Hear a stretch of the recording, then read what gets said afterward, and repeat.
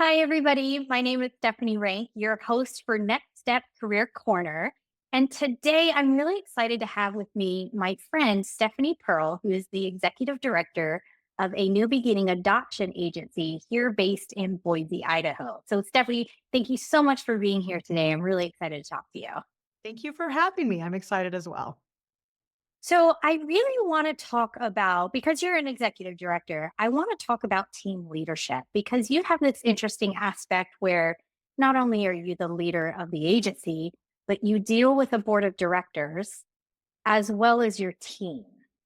So, set the stage for us. Describe your leadership style. Like, how would you define your leadership approach? That is a really good question. I'm pretty off. I'm really um, hands off a little bit. I try to hire people that are very competent and hard workers, so I don't have to do any micromanaging.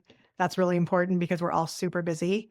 And so I'm looking for team members that are pretty self directed and can take the job description, make it their own, and fall in love with the job that they're doing.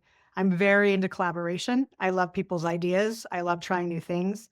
And you mentioned the board of directors. It's always been really important to me that has I have a board that is okay going and trying new things and allowing me to try new things. And so we are very we have a structure, but I feel like my board is part of the team, and they are always sort of asking how can we support the team, which is awesome.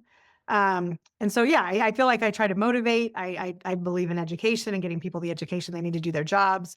I'm also very much about flexibility because in the work that we do, we're an adoption agency, and so babies aren't born 9 to 5 Monday through Friday. And so I have Right. to have a team that is open to, working all hours. And so to do that and to make that happen and be supportive, we have very flexible schedules. And we work from home. Most of the staff works from home. And we just have one social worker in the office a day. And I say, you know what, if you can get in and get your work done in 2 or 3 hours, I don't care if you take the rest of the day off because you're going to make it up next week probably. So Right. I'm just not really into watching hours. I'm just like, get your work done. I don't care how long it takes you. Just get it done and then take care of your family and yourself. Oh, Yeah. that's great. That's great. Okay, so before we look at the team, tell me about the board. Like, what are some essential qualities, characteristics, strengths? Like, what are sort of things that you look for in your board members? That is a great question, and there's been a lot of, development for the board, and I think we're constantly realizing what we need more, and so, I think when we started out, we had to have a board, and it was very small, and, like, 3 or 4 people, and they were mostly people within the adoption community, and, so people that had adopted or were birth parents or whatever, and so they had a connection to adoption, and most of our board still has that connection, either we have an adoptee on the board, we have a birth mother on the board, and we have adopted parents on the board. But we were looking more for people that could contribute like with guidance on financial decisions. And like marketing and being involved in the community and having people that have some relationships out in the community, educators. So we kind of started looking for people that could bring more to the agency as far as what they can help with, what they can volunteer doing, and what they're passionate about. And so now we have a board. I think we have 9 people on our board right now, which is the largest it's ever been. It's all women. It's an all women board, which is pretty cool. And everybody's just very passionate about the mission of the agency. So and it varies. Like we just had an event, Cookies with Santa, and one of our board members had a connection to a Santa and Mrs. Claus, and she tried to get him there either in a helicopter or a police car. The helicopter couldn't land by our office, and so he was escorted in a police car. And so that was super exciting, except for it was funny because the kids were the moms were saying, "Well, who needs Santa when there's a police car out back?" And so it was an awesome event, but she just has those connections in the community, and she's a real estate agent. So just trying to have people that are excited and able to contribute, I guess, to our events, but also the development of the agency. So I would say having a passion is really the driver Yes. and specifically for you, the adoption Yes. Yes. area. Yeah. Yeah. And I think also just there needs to be a level of trust for the director. And so people that aren't trying to come in and change things who don't really know, have a solid foundation and basically like the work that we do, the Idaho laws, all of those types of things. We want people that are going to team with us versus I like yes people too that are like, yeah, let's try that. And it may not work, but let's try it. And that's how we've grown as an agency is taking risks and trying things. And so I want board members that are flexible and open to trying new things. Yeah, that makes sense. That makes sense. Because we're all trying to be innovative now, especially now that we're in 2025, right? Yes. What's coming up? Okay, so what is the process like to join a nonprofit board? I mean, I know every nonprofit's different, but what would that look like? So in the past, what we've done is we've just let the community know if we're needing new board members, and we just have people reach out if they're interested. And then we kind of share the type of board we are because there's working boards, there's working committees, there's so many different types of boards.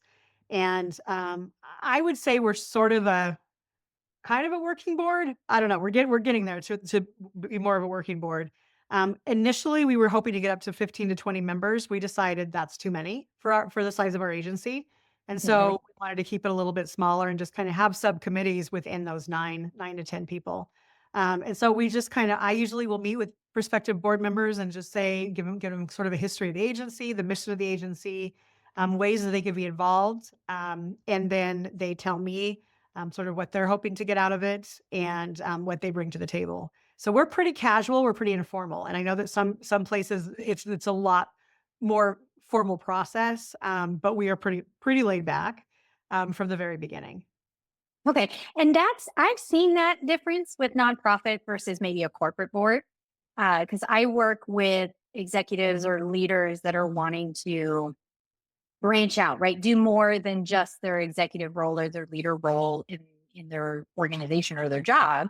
And I build board resumes. Okay. And so I find that nonprofits, it's more informal. It's more, let's have a conversation. Let's talk about the pros and cons and what we can do for each other. And it's very, very much based on a partnership. Yes. Where a corporate board, I mean, you have a board resume and it's all about your skills and what you bring to the table and your leadership. Your experience goes on page two, right? Your first Right. page is all board experience. So even if it's nonprofit experience, because you're moving to corporate, that's where it can be super important because then you can join those working boards, you can join those committees and showcase Right. how they have all of that. Yes. Okay. Yeah. Yep. Yeah. That makes sense. So describe your structure. So there's you. Do you have supervisors that report to you and then the individual contributors that do the work? So what does Yes. that look like? Okay. Yeah. So there's me, and then there I have a social work director that reports to me, and then our program coordinators report to her. Okay. And that's kind of how that works. And then I'm also over. We have a support services program, and so I'm over the counseling, sort of all the counselors as well. Not the clinical piece. I don't have anything to do with that. But as far as like program development within the support services, I'm over that as well. So and I dabble with like sort of supervising interns some, and not as much anymore as I used to, but within Idaho, our license requires us to only have, I think every supervisor can only supervise up to 8 people. Okay. And that's the other thing is dividing that so that, so I supervise our marketing director, I supervise our admin, and I supervise the social work director. So Gotcha. then the social work director supervises the programs. Now, did you hire in for these roles or were these program coordinators that were promoted So that is or a mix? It's kind of a mix. We promote from within when we can. Um, and so back in the day, 21 years ago when we first started, we just hired for positions. And then as we grew, we had defined programs. And so that's when we started getting those leaders in those programs, but they had already been doing all of the work that they were then going to be supervising. So that's kind of how we did it. I like uh, I like hiring from within and promoting from within because they know the company, they know our mission, they know our values.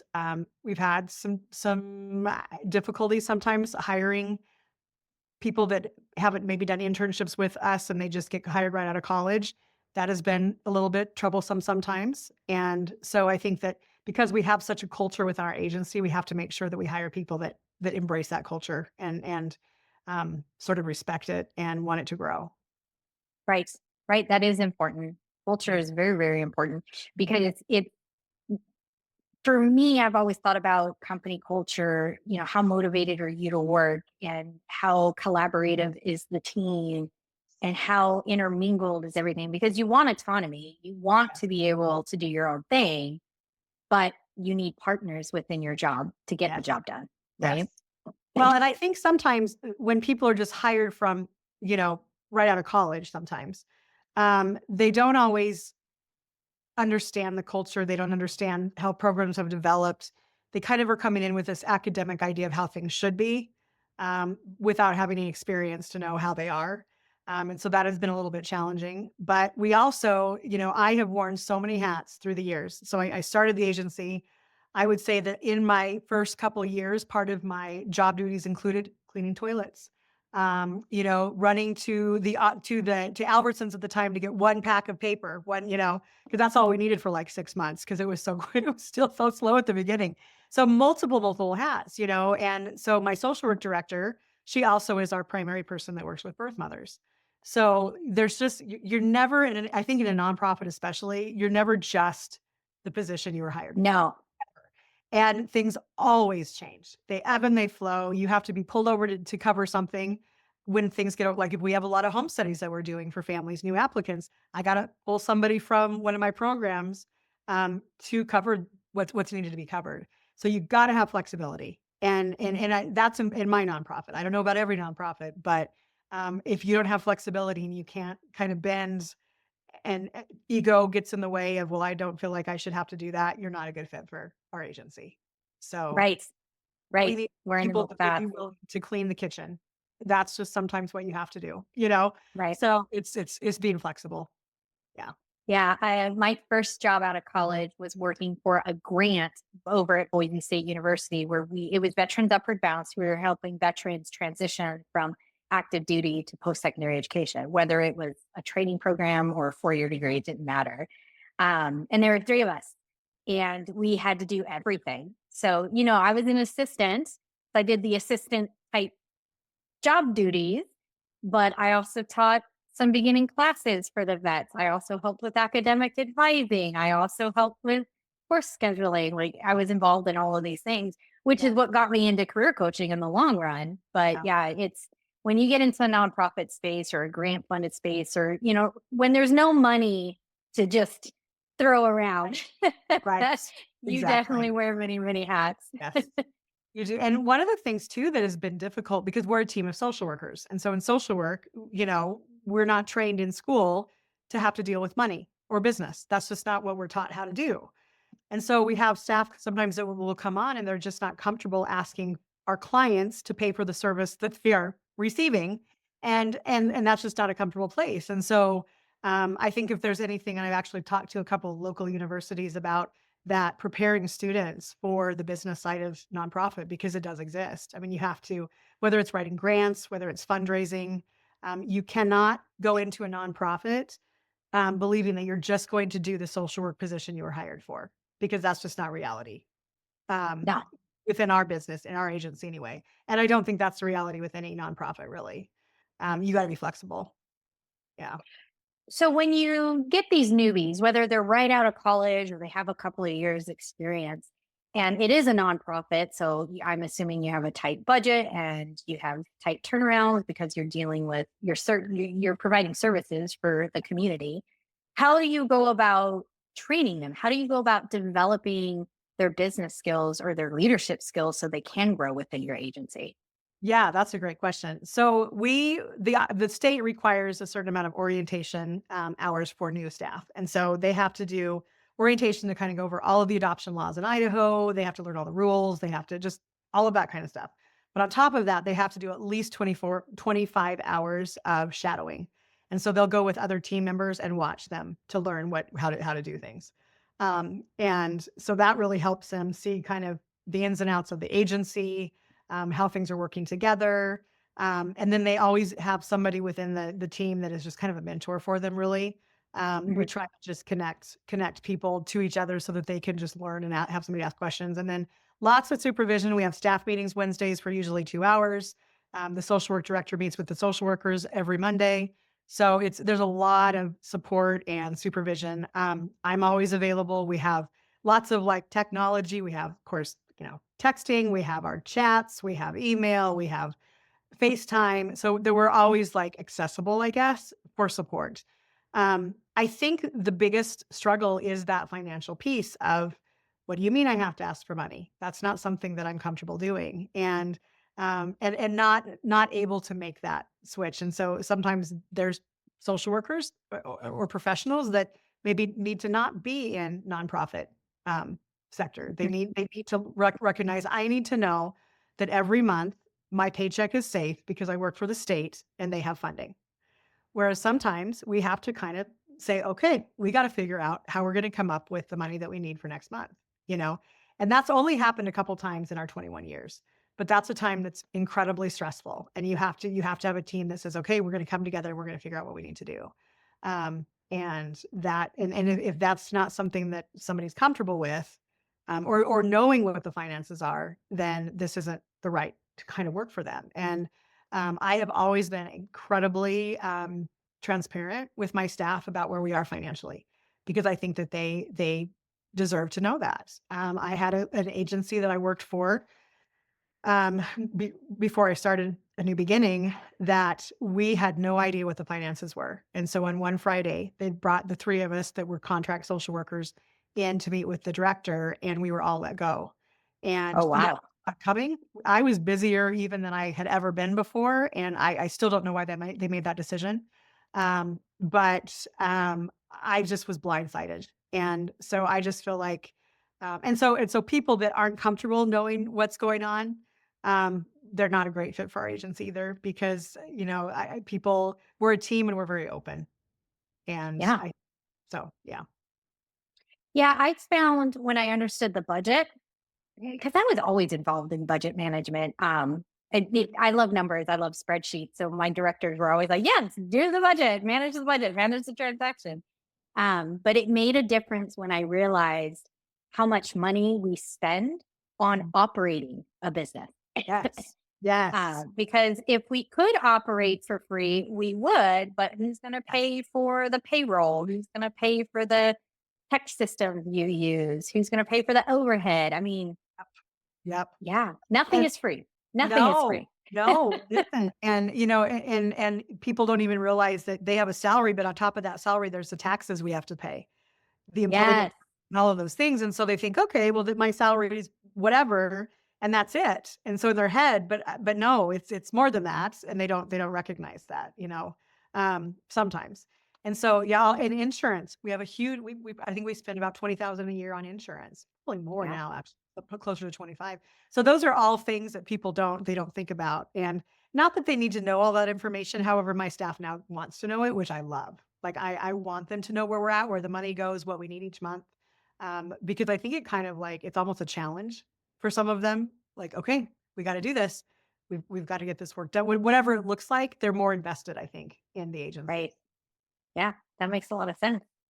So you've been the executive director the entire time because you started this agency. Yes. So what advice do you have, especially for women? What advice do you have for aspiring leaders, especially that executive director role? What does that look like?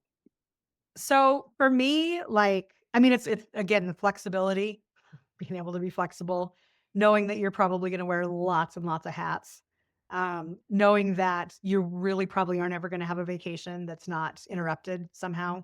Uh, It's I true. feel like I'm kind of always on call, which is fine. And I have more people in place. For years and years, I was the only one on call. Now we have kind of a rotation, and so we're fine. I think for me, a good leader too is being able to go in and see what's working and what's not working before making a bunch of changes. Because I worked under leaders before, who new leaders that came into the agency and they just went crazy making changes. And that really hurts the stability of an agency. So I think it's going in slowly, learning what works, talking to your staff, making them part of the team. I think that's really, really important for success. I love that bit of advice because I firmly believe in that. You don't just go in and make changes for the sake of making changes because you think you know best. Right. Every team has its own culture, Yes. right? Yes. So going in and finding out the strengths of your teams and all of that's such great advice. I love that. I love I that. think I think that and the other piece too is I now understand after doing this for 21 years how policy manuals grow. So when you go places and they have this thick policy manual, you can read them and go, "Oh, okay, so something must have happened there, and something must have happened there." And so that's the other thing about a new leader is come in and get an understanding of why those policies exist. Right. Because there's a reason they were. I promise you, I don't like writing policies. When I started the agency, I wrote 600 to get us started, and I laugh about that now because policy was my least favorite class in college. But so I'm not writing policies to write policies. I don't know anybody. Well, there are some people that maybe like to write policies. I'm not one of them. And so unless there's a need for a policy, I'm not going to write it. And our policies keep growing. And so if somebody were to step in and take my position, I would expect that they would come in and get an understanding of some of the reasons behind those policies, before changing things up. Yeah, what are the stories? What's the history of the team? Yes. Yep. Yeah. Yeah. Yep. So, okay, I hear a lot of collaboration in your industry or in your agency. I hear a lot about innovation. So, how do you handle like you have a team, a board full of women, or it's all your staff women as well, or do you have any men Yes. on your staff? All women. Okay, so all women. So you have all these women, very creative, very caring people. What happens when there's differing opinions? It happens all the time, and it's not a bad thing, and I just try to be there's been times in the past where, like I mentioned, people come in and they have no experience, and then they try to, make changes that they don't have any idea what they are or why. And that didn't work. But when you have a team of people that trust each other, and there's history, and they understand the history, they've been involved in some of the history. It's easy, it's comfortable. And so when my staff says, I don't think Stephanie, I don't think I don't think that's the right way to go. Then I pause and I say, tell me what you think, and we talk about it. And I would say I hope my goal would be 95% of the time people feel completely comfortable coming to me. Actually, I'd like it to be 100%. But, I want people to come. I want there to be that's how we grow and how we learn. And I don't like, I'll have an idea and I'll be excited about it, and my staff will completely shoot me down, and they were right. And I'm okay with that. I'm totally okay with that. So if you have a leader that is just like, "My way is the only way we're gonna do this. This is right. I don't wanna hear your opinions." That's just a real toxic environment, I think. And so it's better to have the collaboration and be able to go to your staff. I love going to my staff and saying, "What do you think? I don't know if I thought this all through. What do you think?" And that's been how we've grown and developed. Yeah. No, that's great. I love that. Okay, so you're interviewing new staff members. What are Yeah. some things that you look for, regardless of their age or their experience level? What are some qualities that you look for when you're interviewing? Okay. So it starts with the resume. And so every year we typically get 15 to 20 people that want to do an internship with us. And I look through the resumes, and if there's issues with grammar, structure, those types of things, I'm going to throw them away. I'm going to throw them out. I look for your reason for you're doing why you're looking for a job. Why do you want to work with us? I look for one of my questions I always ask is, have you been on our website yet? And if I have somebody say no, I'm like, then why are you even here? Because if you don't get on and do your research and see what we do, how do you know you want to work for us? And I can't tell you how many times that happens, and especially with intern interviews. I want punctuality, be on time. That we try as much as we can within our agents to be on time. Like I said, we work with birth moms and we work in crisis, and so sometimes things aren't on time. But if you already have the problem of not being on time, that's not good. Um, and then I think just being willing to learn, having a learning spirit, and being teachable, I think is really important. I think questions are good as long as they're not questions to get your way, if that makes sense. And so, Yes. like Yes. listening to learn, and I can tell the difference. This is a question to learn, and it's a great opportunity versus you're wrong, I'm right, and you've been here 10 minutes, right? And so that causes problems and tension within the team. So it's really that sort of what's the word I want to use? Molding, being able to be molded and and bring your ideas, but let's wait for your ideas until you've been here for a little bit and know the culture of the agency, right? Unless you're somebody who's coming in from another agency and has a lot of experience, then I'm going to be more open to learning what you have to say. But if you're fresh out of college, I think you need to wait a minute. Um, so I don't know. Does that answer your question? Just kind of what Yeah, I'm looking yeah, it for. does. So that would be for the interns. What about like if you had to hire a new social work director or a clinical director, what type of qualities do you look for at that level? So I think some of the same. Honestly, it's the same type of thing. And I think I've thought about my replacement someday because that's something that I was considering earlier is retiring. And then I decided not to because there's too much fun stuff going on right now. But what would that look like? What would I need? And definitely somebody with experience. Being an executive, I wouldn't hire somebody who doesn't have any experience. I don't think being an executive director. I would want to know how they interacted with their board. I'd want to know like how what I wanna make that because we're such a tight staff and because I believe that's how we do such good work or one of the reasons we do such good work, personality and how you're going to fit in and lead the team and what is your leadership style, those are huge questions for me. Um, and, what do you do to celebrate your staff, reward your staff? Because as a nonprofit, we can't pay a lot, so what can you do? And so for me, we are closed Fridays, the offices, so that they can work from home. And they're still working if they have work to do. Now, if they got their work done Monday through Thursday, go do something fun with your family all weekend. I would want somebody that was going to keep that culture. And so making sure that the culture is kept and that they have a good understanding of that culture because it works for agency. And it would really shake things up to have somebody come in that micromanages, that, changes the flexibility of the job. You're going to lose staff. So I think, being aware of the culture you're walking into and I would just be looking for what kind of leadership they've had in the past, I think. Yeah. And I would want references from the staff they've supervised. Yes. I would Yeah. want to know like what was she like? What was he like? As a supervisor, did you feel supported? And yeah, I think that would be really important. Yeah. And It's I want to know. Oh, go ahead. Go ahead. No, go ahead. Well, I was going to note because I know you for a while now that your staff is also 24/7 on call. At least they take turns, right? Yes, correct. Because you could have a birth mother in the hospital giving birth, deciding to place in adoption Right. and calling your agency at whatever hours. So Yes. I do want to note that the fact that you do offer Fridays working from home, like you are balancing the work life balance as much as you can with a nonprofit that serves first mothers in crises sometimes Yes. and all of that. Well, That's pretty think amazing. COVID really brought some things to light. And we had been an agency that we were there Monday through Friday, kind of 9 to 5. And we were just always there. And what we realized when we had to leave and go home, work from home, is we could still do it. We could still do our job. In fact, I think we were more productive. So I think that because what happens in social work, we all went into social work for a reason. We're all very social. And so when we were all in the office together, we spent a lot of time, kind of staffing. And whether that was staffing cases or sometimes staffing our own children for ideas from other social workers, that was happening, which was good. And it still happens. But I think people are happy working from home more and having that flexibility because, I can get up and go do laundry, between meetings. And then I don't have to do that at night when I come home. Already that improves my quality of life. Just that having that flexibility. And one of my staff that has been with me the longest, she started baking more during COVID, and her kids were like, "You're a good cook."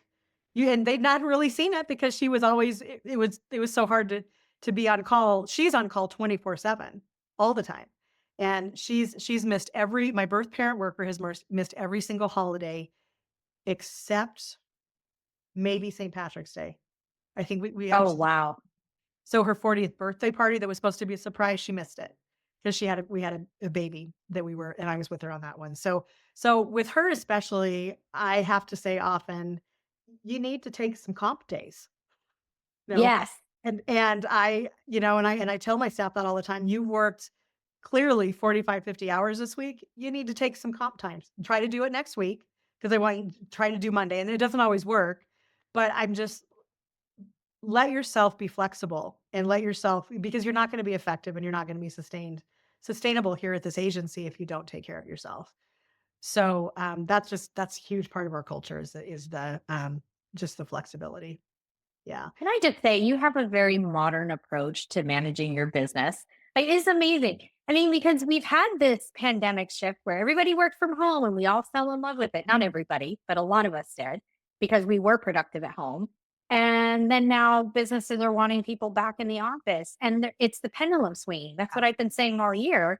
And having that hybrid model where you Yes. can come in and you can work from home and you can work odd hours. And granted, the nature of your business is 24/7, so that Right. helps.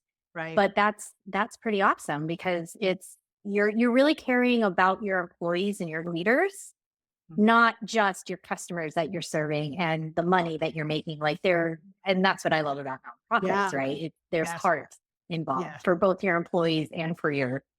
your community. Well, and I scratch my head sometimes and I think, why are you swinging back? If you've been productive and things have worked, why are you going telling staff now that they have to come in all the time? Why are you doing that? And so for me, I just I don't really understand it, um, because I think we are I'm a lot more productive at home, way more productive. And I think my staff is too. It is kind of funny because I suggested that we close the office Monday and Friday and just have it open Tuesday, Wednesday, and Thursday. And I put that on the table last Wednesday and I got shot down. They said, no, we need to be open 4 days a week. And I said, okay, the staff has spoken. That's fine. And so they didn't want to. They didn't wanna do that. Yeah. And so now, like, we all go in Wednesdays, to for staff meeting, but then the rest of the week is just usually 1. But sometimes they just say, "Well, I just kinda need to get out of the house. I'm gonna go work at the office." And that's fine, you know? The other thing I was gonna say is if I don't have staff that I can trust to do their jobs, they're not gonna be with us very long. Because when you're a leader that doesn't micromanage and just trusts that people are doing their work, you can't have somebody that you don't trust that's not doing their job. And so that's a big piece for me as well. And if somebody proves themselves to not be trustworthy, they don't last at the agency. And That's yeah. if they're not trainable and able to build that trust. So I don't have anybody like that. I 100% trust my staff and that they're doing what they need to be doing. So there's no need to micromanage, I for good. love that. I love that for you. That's amazing. Well, we are at time already. We've probably gone over a little bit, but I do want to give a shout out to a new beginning. So, do you want to tell our listeners about your agency real quick? Sure. So 21 years, we're a nonprofit and we serve the state of Idaho and we do everything that needs to be done for an adoption, whether it's an infant adoption, a toddler adoption, a state adoption through child welfare. And we just provide a lot of support. We have a support services we now have 4 counselors on staff and we have some support groups for adoptees and foster youth. And we're just always developing new support systems. We have a lot of training. We do and require a lot of training from our adopted families. And so we're just always growing. We're working on some partnerships with the state right now. So just lots going on, lots of exciting things at the agency. Yeah. Perfect. Well, Stephanie, thank you so much for spending time with me today. This was an excellent conversation. Just You're thank welcome. you. Thank you so much. Thanks for having me. Have a good day.